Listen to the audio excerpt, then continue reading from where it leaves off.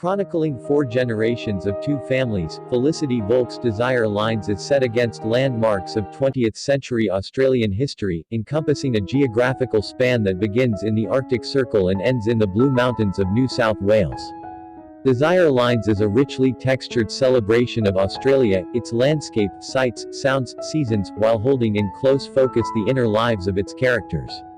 It is epic in scale, but also an unfolding love story that keeps the reader guessing until the very end. Paddy O'Connor's trajectory is set by the flip of his gambler father's lucky coin, abandoning him, rather than his infant brother, to the systematic cruelties of a London orphanage, and then the hard labor of a farm school far west of Sydney. This spinning coin makes a recurrent trope for decision-making. The inability to decide, the urgencies and waylaying of desire. Desire lines are the paths formed not by designers, but by human feet, the paths of dirt traced into grass as people walk the route they desire, not the route of the path laid out for them. As Paddy, now a successful architect, reflects. When deciding where to put footpaths around an edifice, a pragmatic architect would plant grass and watch for where the trampled tracks appeared.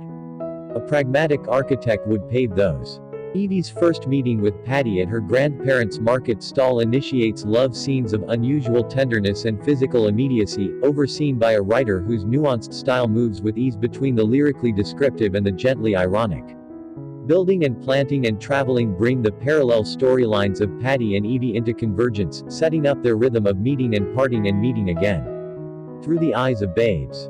Paddy and Evie's inner lives are finely delineated from earliest childhood, to sexual awakening, to the sweetness of rapprochement in old age. Volk acutely observes 7-year-old Paddy's suffering in the face of his father's violent abuse of his mother. In the agony of separation and loss he continues to write to Mammy, who comes to him in dream, her face sharp and familiar. He is always imagining their reunion. But before long, her sparse replies cease. The bond Paddy forged with his friends from the orphanage, Rusty and Fionnuala, is shockingly broken when he discovers their dead bodies in a farm shed covered by brown hessian. Guttural noises spilled from his mouth. He was a stranger to his ears. Seeing without fully understanding their grooming and sadistic punishments, he blames himself for not preventing their suicide pact.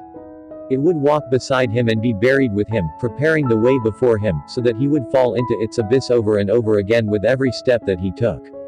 The reader understands Paddy's failures of courage. Evie will find impossible to forgive him.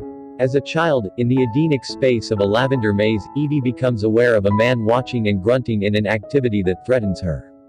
With a dread she didn't know but seemed to have known forever, a truth so ugly it may as well have been a lie, best not to give words to it. Rescued by a kindly Aboriginal gardener and presented with one of his yam daisies, she is as confirmed in her life's work as a conservator of botanical species. The high point of Evie's work as a conservationist comes in her depositing Australian seeds in the Global Seed Vault in Norway. Invested in her seeds is hope for the survival of the planet and its ecology, hopes for people and what they hold dear. Volk's novel asks, to what extent are our lives laid out for us by the determinations of heredity and environment? What degrees of freedom can we claim? And how can the integrity of the self be reconciled with the needs and rights of others?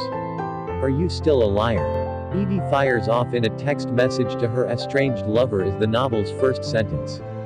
She has learnt lying is endemic in the adult world, and the nation's history.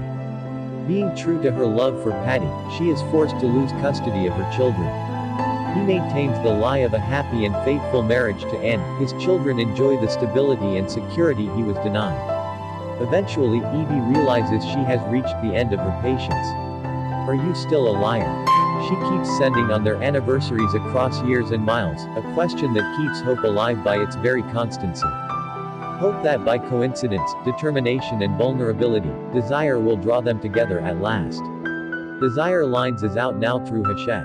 I Miss You. The And My Love Story.